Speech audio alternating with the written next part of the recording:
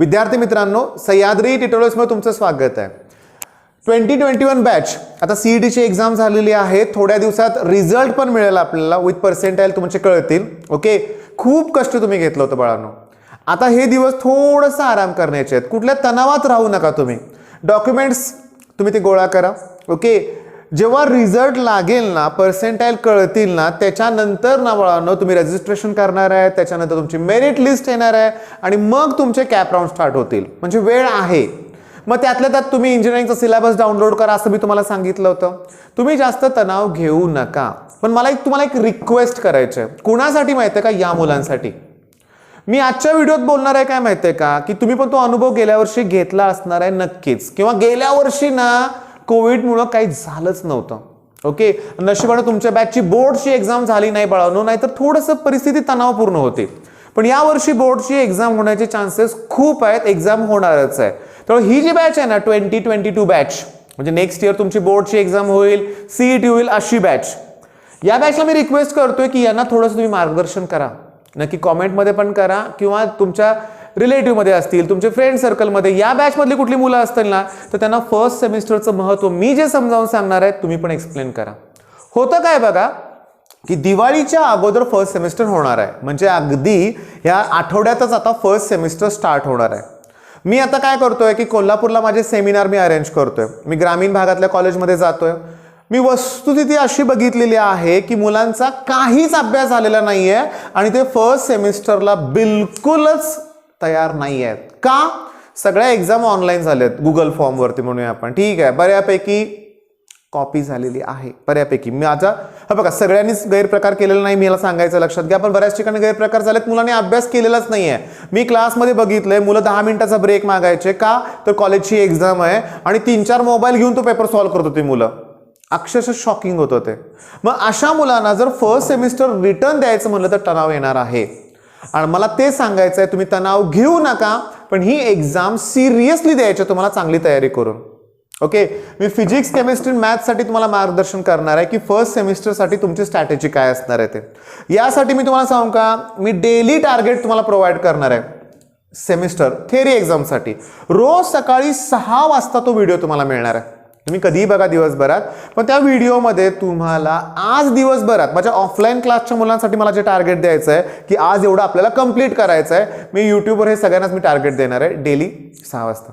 बरं, गेले 1 आठवडाभर मी या बॅचसाठी व्हिडिओ प्रोव्हाइड केले नाही, कारण ऑब्व्हियसली सीईटीची आन्सर की आली होती आणि त्याच्यावरतीच व्हिडिओ तयार करणं गरजेचं होतं म्हणून आपण. ठीक आहे, बरं आता आपण वेळ न घालवता इकडं बघूया आपण. Physics, chemistry, maths. मी सेमिनार घ्यायला ज्या ठिकाणी जातो, ओके, आणि माझा पहिला प्रश्न असतो की कोणता सब्जेक्ट जास्त अवघड आहे, कोणत्या सब्जेक्टची जास्त भीती वाटते, तर उत्तर येतं फिजिक्स. उत्तर काय येतं सांगा? फिजिक्स. तर फिजिक्सची भीती बाळगायची गरज तशी नाहीच आहे. बरं, केमिस्ट्री बद्दल विचारलं तर सगळेच म्हणतात न्यूमेरिकल जमत नाही, रिॲक्शन जमत नाही, पुन्हा भीती आहेच. मॅथ्स सगळ्यांचाच आवडता विषय, बऱ्यापैकी मुलांचा. बरं का, मॅथ्स बऱ्याच जणांना आवडतच नाहीये. तर मी तुम्हाला सांगतो, फर्स्ट सेमिस्टरसाठी मला तुमच्याकडून मॅथ्सचे थेरम्स कंप्लीट पाहिजेत.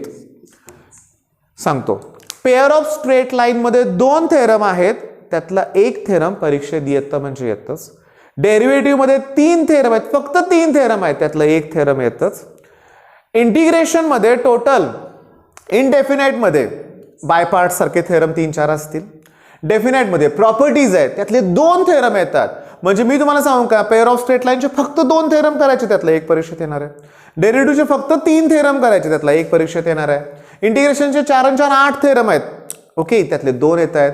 म्हणजे थेरमचे जवळजवळ लक्षात घ्या, मी तुम्हाला सांगू का 16 मार्क होत आहेत. ओके, आणि किती प्रश्न आहेत? 3 मधलं एक येत आहे. म्हणजे फर्स्ट तुम्ही काय केलं पाहिजे? थेरम. बघा, मी तुम्हाला क्रम देतोय, याच ऑर्डरनं तुम्हाला जायचंय, याच. ठीक आहे, हेच तुम्हाला करायचं, लक्षात घ्या. मग थेरम कंप्लीट झालं की भीती कुठली राहत नाही. आणि त्याच्यानंतर मी नेक्स्ट तुम्हाला सांगतोय लॉजिक सारखा टॉपिक आहे. त्याच्यानंतर तुम्हाला सांगतो मॅट्रायसिस आहे, वेक्टर आहेत, इझी आहेत. हे टॉपिक अगोदर करा, हे टॉपिक अगोदर करा, तुमची भीती दूर होईल. मी तुम्हाला सांगू का, 15 वर्षाचा माझा अनुभव आहे की 10वीला 97-98% मार्क असणाऱ्या मुलांचा सुद्धा बोर्डला ग्रुप क्लिअर होत नाहीत, 50%च तो स्कोर होत नाही. रिझन काय? की त्यांनी वेगवेगळ्या अकॅडमी जॉईन केलेल्या असतात. अकॅडमीजमध्ये NCERT बेसवर सगळं शिकवलं जातं. MCQची जास्त प्रॅक्टिस करून घेतली जाते. बोर्डला कुठले प्रश्न येतात, कशी तयारी केली पाहिजे, लिहिलं कसं पाहिजे हे त्यांची तयारी नसतेच बिलकुल, आणि म्हणून ग्रुप सुद्धा क्लिअर होत नाही. मग मुद्दा काय की मॅथ्सचं तुम्हाला थेरम आणि लॉजिक मॅट्रायसिस इझी टॉपिक करायचे. ओके, आता केमिस्ट्रीमध्ये मी तुम्हाला सांगू का, पहिली गोष्ट तुम्ही करायची डेफिनेशन्स. पहिल्यांदा 70 मार्काचा बोर्डचा पेपर असतो ना, 10 ते 15 डेफिनेशन्स असतात. मग पहिल्यांदा डेफिनेशन म्हणजे काय, डिफाईन इथर, give classification, define ketone, give classification, define alcohol, give classification. किंवा डेफिनेशन मध्ये मग ऑस्मॉसिस आहे, हायपोटोनिक सोल्युशन लक्षात घ्या, तसले डेफिनेशन्स आहेत. त्याच्यानंतर एन्थाल्पीच्या डेफिनेशन्स आहेत. डेफिनेशन्स खूप आहेत, परीक्षेच्या आदल्या दिवशी होणार नाही आहेत, आत्ता करा. आणि फर्स्ट सेमिस्टरला तुम्ही जर हे कंप्लीट केलं ना तर पुन्हा तणाव कमीच होणार आहे. डेफिनेशन नंतर करायचे डिस्टिंग्विश. हां, आता डिस्टिंग्विश बिटवीन क्रिस्टलाइन सॉलिड आणि अमॉर्फस सॉलिड हा फेवरेट क्वेश्चन होता, ऑलमोस्ट प्रत्येक पेपरमध्ये असायचा, पण तो आता डिलीटेड पार्ट आहे. तुम्हाला डिलीटेड पार्टकडे पण लक्ष ठेवावं लागेल, ते करायची गरज नाही आहे. मग डिस्टिंग्विश तुम्हाला सांगू का, ऑर्डर ऑफ रिॲक्शन आणि मॉलिक्युलरिटी कायम येणारा प्रश्न आहे. ऑर्डर ऑफ रिॲक्शन आणि काय सांगा, मॉलिक्युलरिटी. मग डिस्टिंग्विशचे प्रश्न आहेत ते तुम्ही करा. त्याच्यानं तुम्हाला सांगू का, डायग्रॅम केमिस्ट्रीमध्ये विचारले जातात, म्हणजे डेफिनेशन, डिस्टिंग्विश, डायग्रॅम. मग तुम्ही म्हणाल एक्सप्रेशन्स, आता फिजिक्समध्ये कसं बघा डेरिव्हेशन्स असतं, केमिस्ट्रीमध्ये डेरिव्हेशन्स जास्त नाही आहेत, लक्षात घ्या. केमिकल कायनेटिक्स सारख्या टॉपिकमध्ये इंटिग्रेटेड रेट लॉ असा एकच डेरिव्हेशन आहे. थर्मोडायनामिक्समध्ये मॅक्सिमम वर्क डन हे दुसरं डेरिव्हेशन आहे. बस एवढे 2-3च डेरिव्हेशन्स आहेत.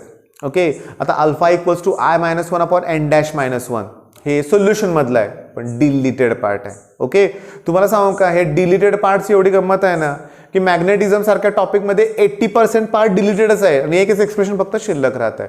त्याच्यामुळे तुम्हाला मी काय सांगतोय की फिजिक्समध्ये तुम्ही इम्पॉर्टंट टॉपिक अगोदर करायचे. मग थांबा, डेफिनेशन, डिस्टिंग्विश, डायग्राम यातच बऱ्यापैकी टेन्शन दूर होणार आहे. त्यात कुठे रिॲक्शन लिहिलंय का मी, नाही आहे. न्यूमेरिकल लिहिलंय का, नाही आहे. पण करायचं आहे तुम्हाला ना, न्यूमेरिकल आणि रिॲक्शन्स करायचेच आहेत, पण पहिल्यांदा ह्या गोष्टी परफेक्ट करा ना.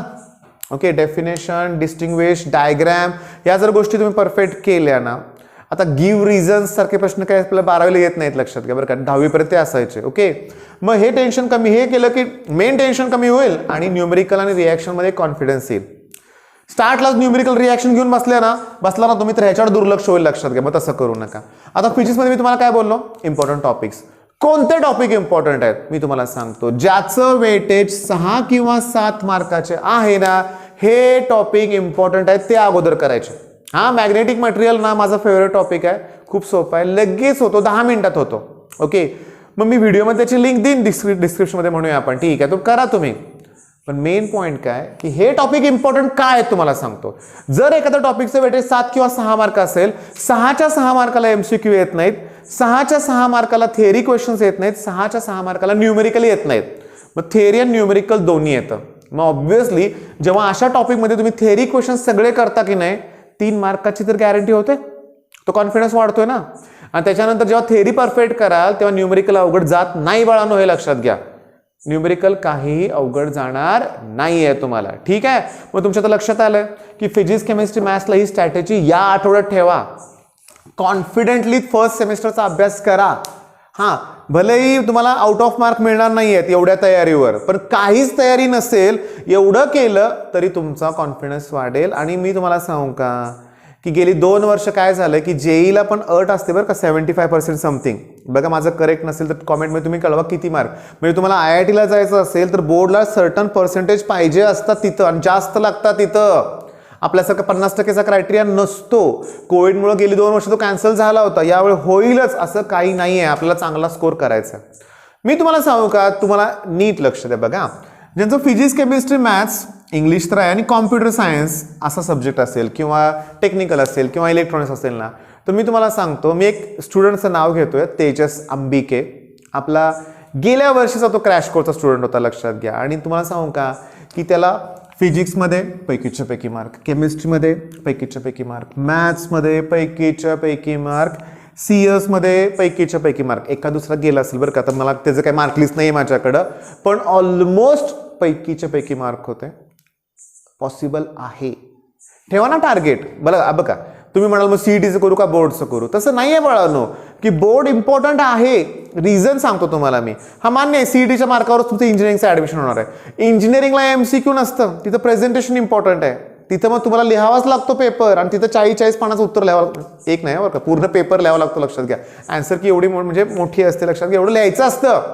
मग तुम्हाला बोर्डची तर तयारी प्रॉपर केली असेल तर इंजिनिअरिंगला सोपं जाणारच आहे ना. मुद्दा तुमच्या लक्षात आला की तुम्ही लाईटली घेऊ नका बोर्डची एक्झाम. आणि मी तुम्हाला क्लिअरली सांगतो, अकॅडमीत तुम्ही जर अजून हे पुस्तक अजून ह्याला हात लावला नसेल तर हे उघडा पुस्तक बाळांनो, हे गरजेचं, हे बेस्ट पुस्तक आहे. लक्षात घ्या, ह्याची गरज आहे.